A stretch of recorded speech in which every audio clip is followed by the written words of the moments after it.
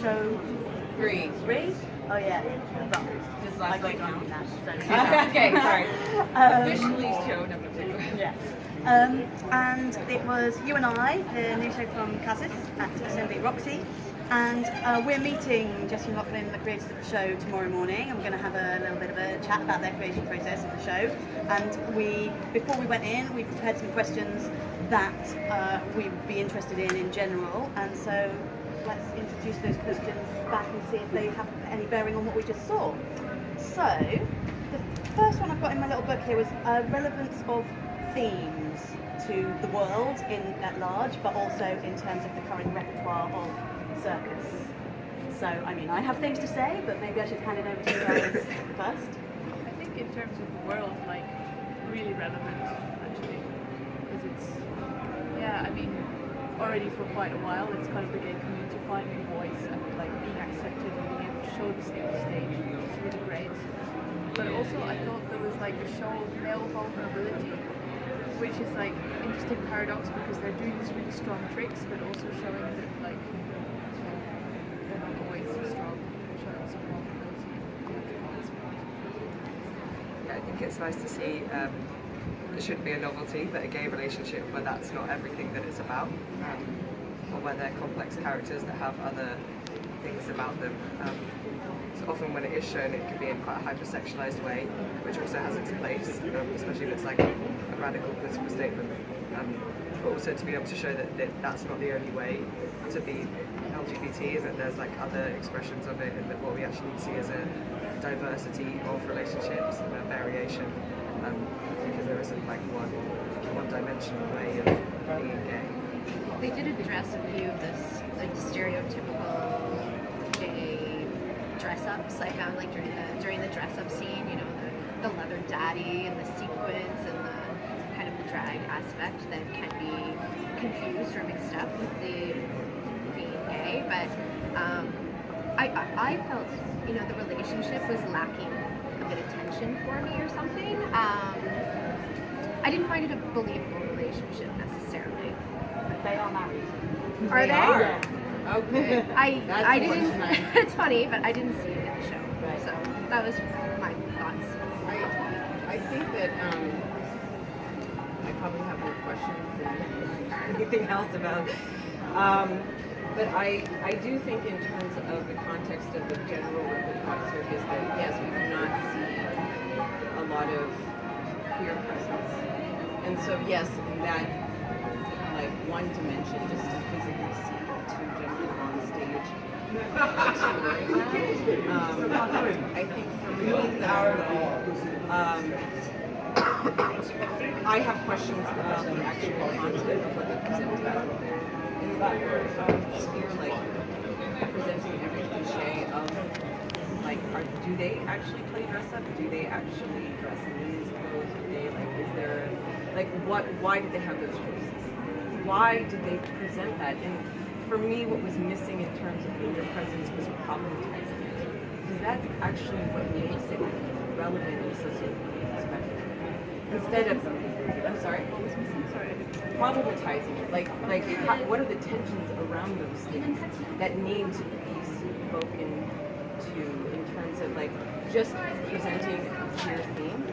For me, it isn't enough. And I think there is something political in presenting just that domesticity, because they created this domesticity, which is domesticity by itself, by its nature, is not an interesting thing. But I kind of think that was part of the point of it. It's like, we don't have to be, you want us to be for what queer representation is supposed to be. We don't have to kiss for your titillation. We can just be ourselves, which is not something that is often seen on stages, and certainly not in circus stages, I don't think.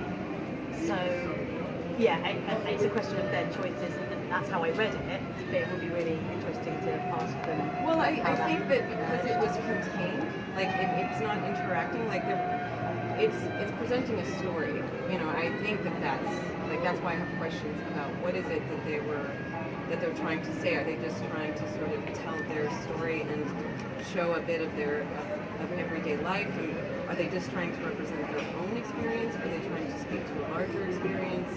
How does that play in the context of being on stage and how you have access to that? So it's like, for me, I also think that like in queer discussions, it's like that there tends to be a normalization of queer, like saying we're just like everybody else. And so I don't know if that's really, it's just really about understanding what their intent was. And so it wasn't, that's why I feel like I have more questions than I actually have more than anything else. Because that was one of the things we had written down, is does it propose the questions to the audience? Well, that's what I mean by problematizing. So that's, when I say that it's not, I'm not saying they need to like sexualize it. I'm not saying that they need to go beyond anything else, but like the problematizing of something, like it presents questions, like what happens when they take it outside? You know, they're telling a story, but what is the intent to that story? So how does it engage with?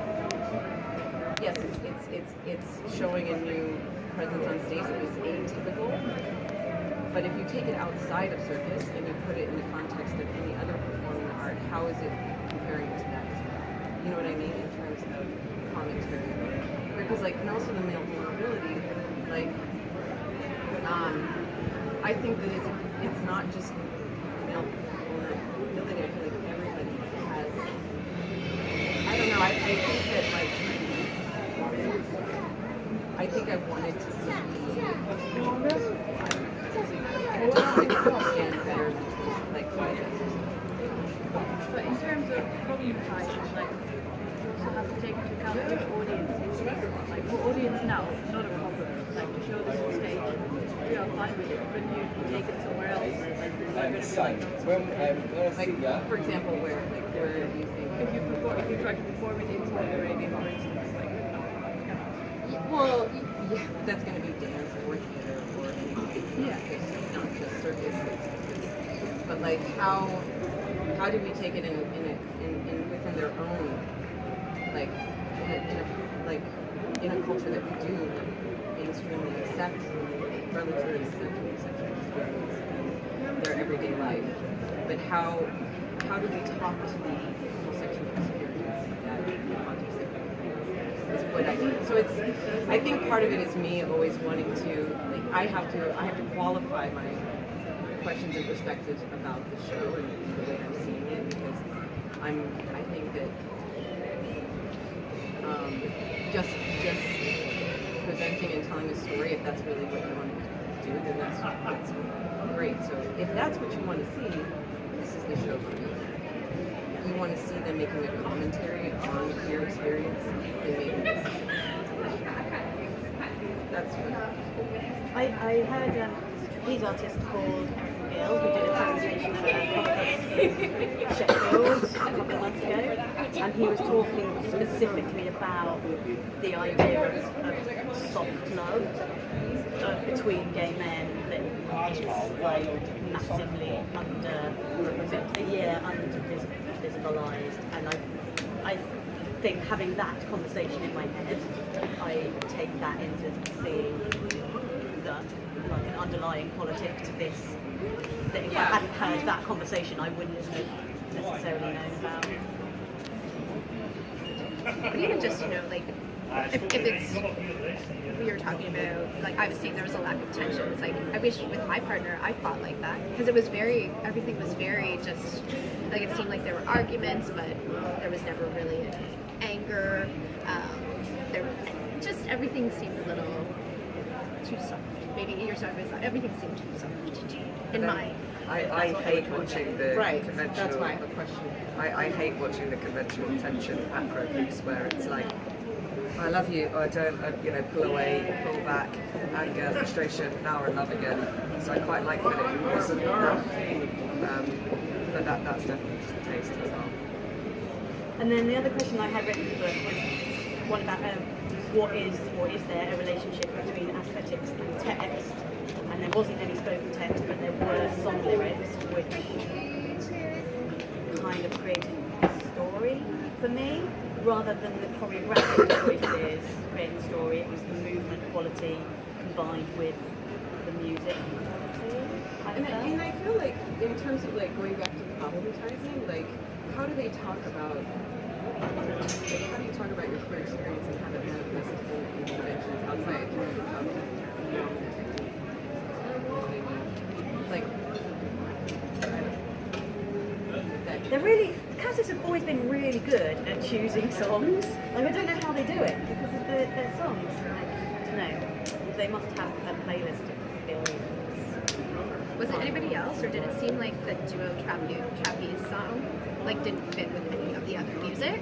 It was doop, doop, doop, doop, doop, doop. It was a little too. It was much more upbeat. Yeah. It was like harder somehow Yeah. than the rest of the music. It really stood out. And also it has no lyrics. Mm. But for me, like the lyrics in the songs, it was really like red on red with what they were saying. So, yeah. maybe it's a It wasn't taste thing. just background music, it definitely contributes dramaturgically to the But for my taste, it was almost too obvious. It was like, oh yeah, telephoning to us now. That this is what you do.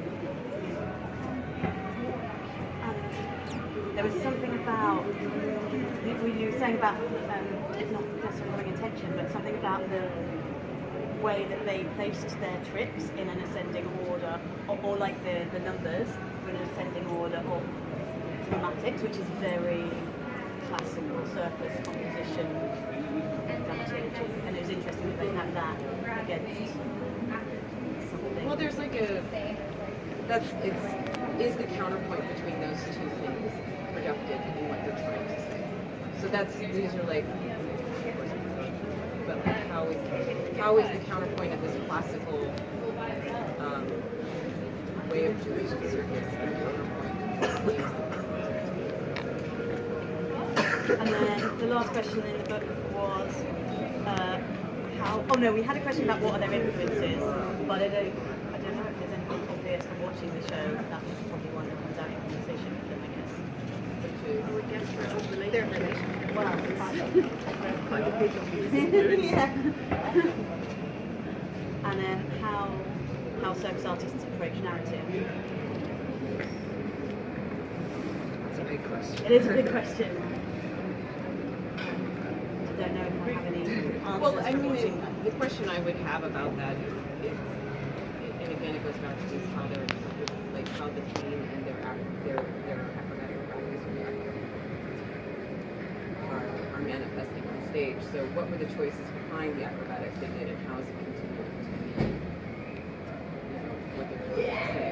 I think I would just, I mean, because it's a young show, yeah, right? It's like the first time. I think so. Yeah. I mean, it's not the first time Casus is doing a show. They're pretty. It's the first time I think it's been about their relationship. Yeah. Which I think is very brave, and I like